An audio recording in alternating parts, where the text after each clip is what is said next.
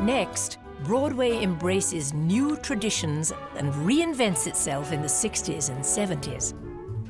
From West Side Story to Hair, from cabaret to a chorus line, it's all on Broadway, the American musical.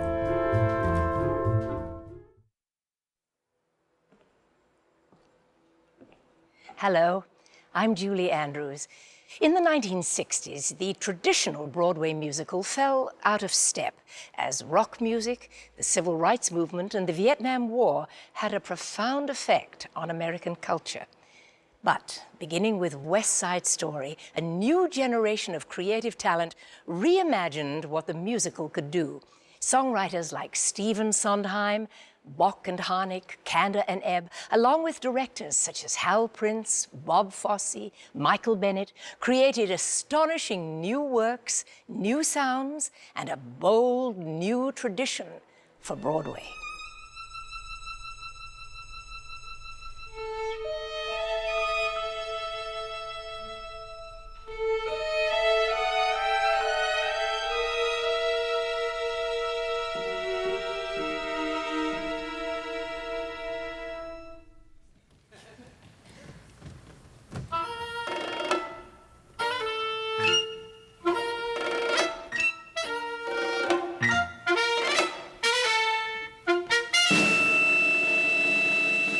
What I like best about West Side Story is it's an amalgam of book, music, lyrics, and dance.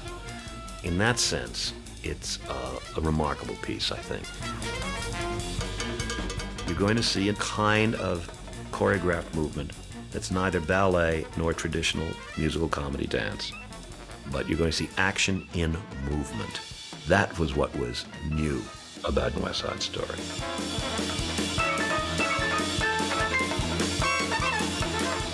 I think Jerry Robbins' choreography is an authorship in that show. I don't think all choreography always is, but certainly in that show. The marriage of dance movement and storytelling was new to the theater. Jerome Robbins was the prime example of the idea that someone could direct and choreograph a Broadway musical, that they weren't two separate jobs to be given to two different people, but that the whole thing could move as one. Other people had done it before him, for instance, Agnes DeMille, and he took things like the idea of the Dream Ballet, Oklahoma, and applied it to the whole piece. In the 1950s, while the choreographer Jerome Robbins was making his mark on Broadway with such shows as The King and I and Peter Pan, he was also developing a pet project, adapting Shakespeare's Romeo and Juliet into a musical. Tonight, tonight, it all began tonight. I saw you and the world went away. Tonight, tonight, there's only you tonight. What you... I read it and I said, what the hell would I do to try to make this alive? And I thought, well, what if I made it today? How would I feel about it? And that was it. That's all I needed. And bang, I was into it. I know now I was wrong. Robbins collaborated with playwright Arthur Lawrence and composer Leonard Bernstein, and they set the tragedy amid the warring gangs of New York City.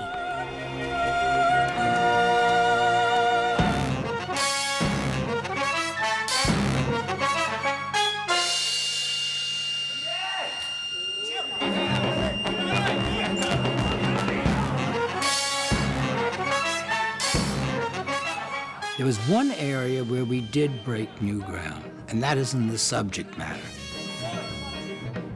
That was the beginning of it being okay to die, to be raped, to be murdered in a musical.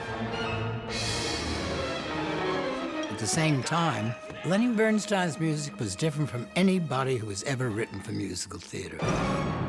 I think it's the most exciting thing about West Side Story.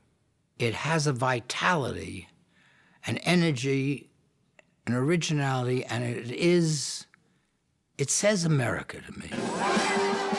Life can be bright in America. If you can fight in America, Life is all right in America. if you're all white in America.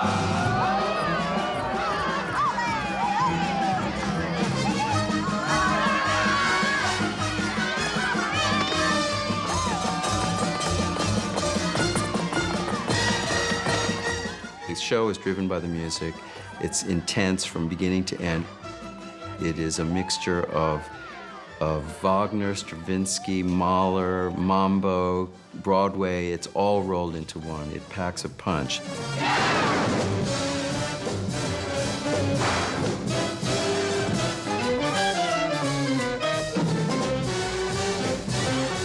In bringing his great talent as a symphonic composer, Leonard Bernstein made a kind of score that had rhythms that people just hadn't had on Broadway. And then you have the genius of Robbins' choreography and direction.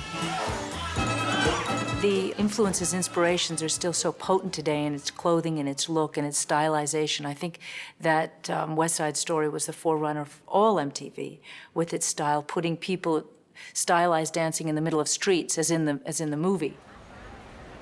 When West Side Story opened in 1957, its reviews were mixed. Broadway's smash hit that season was actually The Music Man, featuring a very different kind of dance in the gymnasium.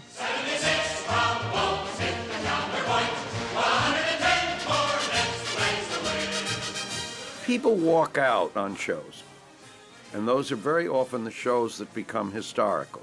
And if you told them, you know, you walked out on West Side Story in 1957, I did not. Yes, you did, and you walked out with 98 other people every night that the show ran on Broadway. No kidding, right. And a few years later, it was, you know, West Side Story. West Side Story not only brought decidedly untraditional subject matter to the musical stage, it ushered in a new breed of director-choreographer who insisted on performers who could dance, sing, and act. The show also united two ambitious and talented young friends. A 29-year-old producer, Harold Prince, who wanted to direct, and a 27-year-old lyricist, Stephen Sondheim, who wanted to compose. I just wanted to meet Leonard Bernstein. I called Oscar Hammerstein, and I said, you know, I don't want to do just lyrics for anything. I want to write music. And he said, I think it would be a very good idea for you. He said, it'll frustrate you about writing music, but these are professionals and distinguished ones, Robbins and Bernstein and Lawrence, and I think you would learn a lot. So I did, and I did learn a lot. We were good friends. And it's true, we sat in Walgreens drugstore and ate bacon, lettuce, tomato sandwiches and talked about the theater and what we'd like to do in it. It would be 13 years before Hal Prince would direct a Stephen Sondheim show. But together, they would reimagine what a musical could sing about on Broadway.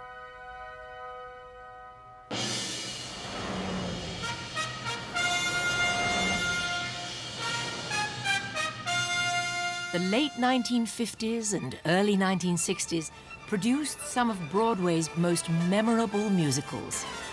Gypsy, starring Ethel Merman as an overbearing showbiz mother. Well, you'll be great.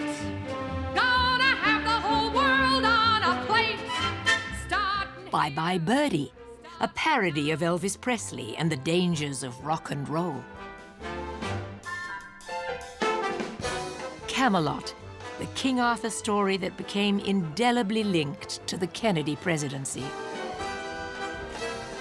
And How to Succeed in Business Without Really Trying, a satirical send-up of America's corporate culture. 1964 was a watershed year, with Barbra Streisand immortalizing the role of Fanny Brice in Funny Girl. Lovers are very special people. They're the luckiest people in the That same season, Carol Channing starred in the nostalgic Hello, Dolly. Look at that crowd up ahead. Pardon me if my old spirit shows. Channing was followed by a parade of musical theatre legends in the title role. Pearl Bailey, Ethel Merman, and Mary Martin, who brought the show to Vietnam to entertain American troops.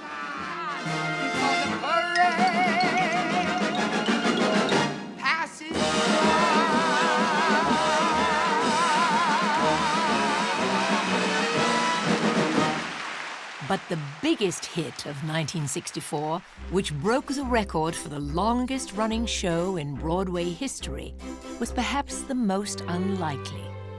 Fiddler on the Roof. If I were a rich man, all day long I'd biddy bum. If I were a wealthy man, I wouldn't have to work hard. If I were a bitty rich,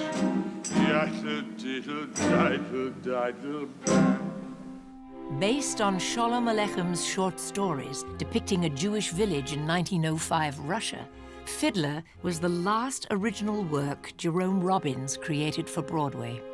The key to making Fiddler work was Jerome Robbins' idea. I can't tell you how many meetings we had where he said, "What is this story about?" And one of us said, "It's about the changing of a way of life, of a set of traditions." Robbins got very excited and he said, "Well, if it's about tradition, then we have to have an opening number which tells the audience what some of these traditions are." Tradition, tradition, tradition, tradition, tradition, tradition.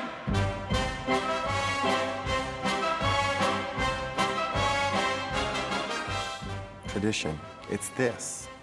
It's that. It's everyone standing in a row, holding hands. This is the way we live. This is what we believe in. And those traditions are going to be broken. Fiddler is about that. I remember the day that I registered at college, Fiddler on the Roof opened on Broadway. We didn't realize it at the time. It was the sunset of the old-style Broadway musical that came in with Rodgers and Hammerstein. The opening number, Tradition, was actually about the closing of an era of the Broadway musical. The curtain rose on Fiddler, but it came down on that kind of show. It was really the advent of rock and roll that pushed Broadway musical out of the mainstream of American culture, because up until then, Broadway music had been the top 40, the top 10 hit parade music of the country, and that started to change. And by the late 1960s, it was a done deal. Hello, Dolly. This is Nurse Dolly. In May 1964, Louis Armstrong's rendition of Hello, Dolly spent a week at the top of the charts, breaking the Beatles' run of 3 straight months. You keep blowing, still growing, you still going strong. It was one of the last times in the 20th century that Broadway had a #1 hit song. Well, the culture is definitely shifting, but Broadway was basically trying to ignore the 60s. The typical musical at the height of the Vietnam War could be something like How Now, Dow Jones, or George M. Shows that are promises that have absolutely nothing to do with the main culture of the moment. It was really the consummation of Broadway musical falling out of sync with pop culture.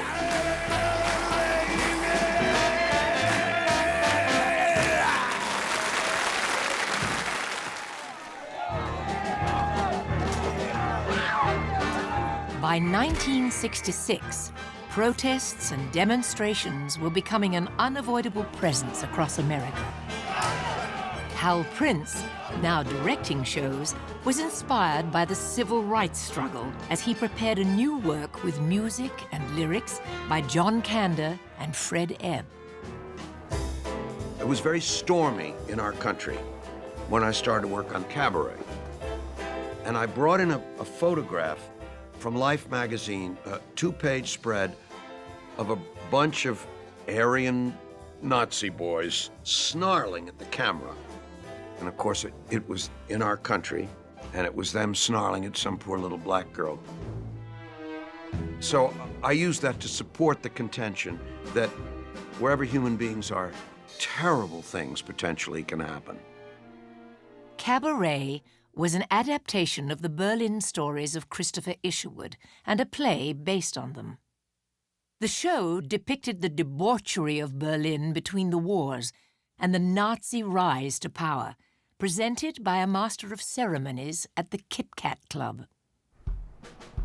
I was in the army in 1949 in Germany. I went to a little nightclub called Maxime's, which was in the cellar of a bombed-out church. And there, a very diminutive MC came out with lipstick on his mouth and eyelashes and rouge to hide how really old he was. Willkommen, bienvenue, welcome.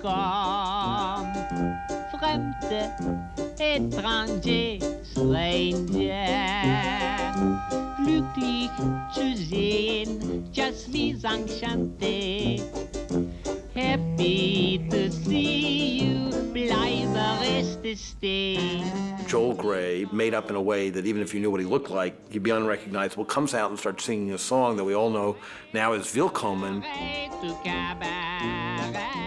But my friend Sarah Fishko and I looked at each other and said, is this show in German? We didn't know what it was.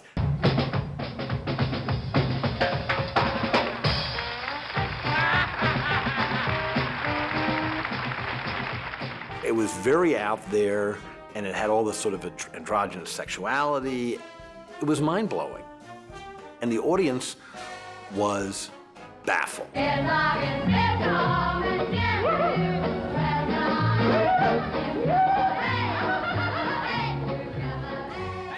had a stronger effect on me than Fiddler 2 years earlier had, or Hello, Dolly. You felt you were seeing something completely different.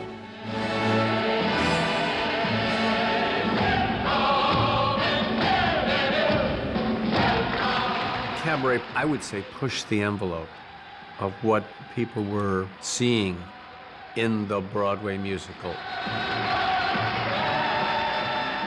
Most people thought it was a terrible idea, a musical about Nazi Germany, but Hal and John and Fred and Joe Masteroff had this very dark vision, and they found a framework in terms of the cabaret songs in which the musical numbers commented on the action.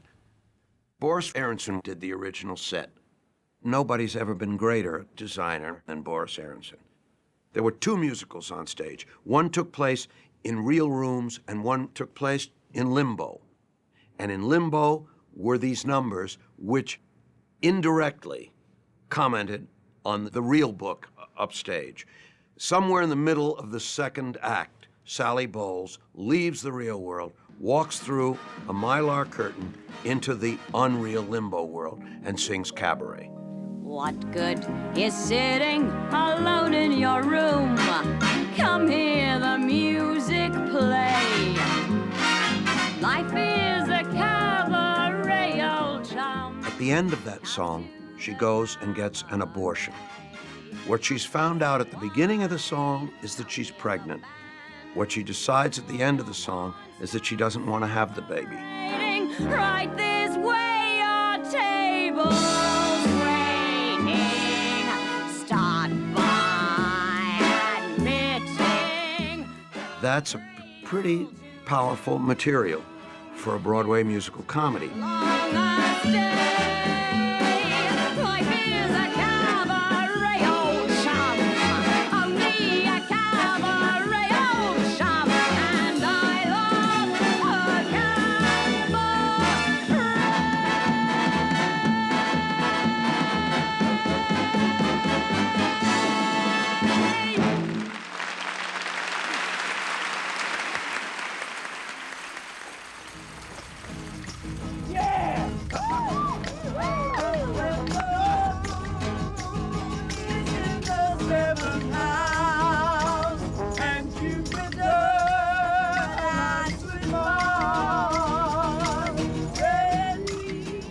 I think that the thing that you have to take on board is the profound disruption of Vietnam. This is the dawning of the age. And the awareness of the American public that they were in this terrible war that they couldn't get out of, that they really was not winnable, and it was on some level probably unjust. In song and theater, there was a great deal of protest against the war. And it divided the culture. By 1967, the war in Vietnam and the protests against it were polarizing the country. Two young actors, Jerome Ragney and James Rado, seized upon that friction as the storyline for a new musical production.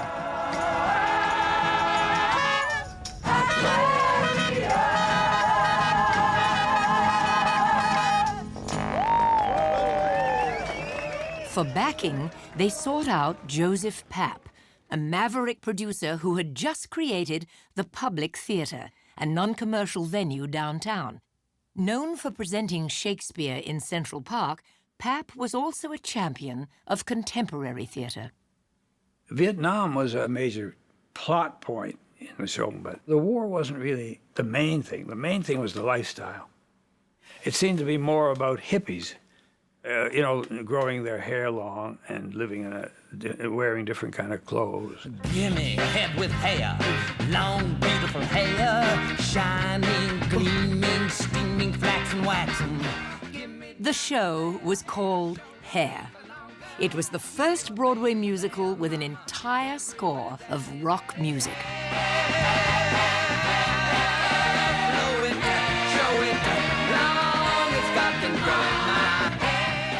I'd never seen a Broadway musical when I wrote Hair. I like funky music. So that was and when they said, well, we want a rock and roll score, I said, well, to me, that's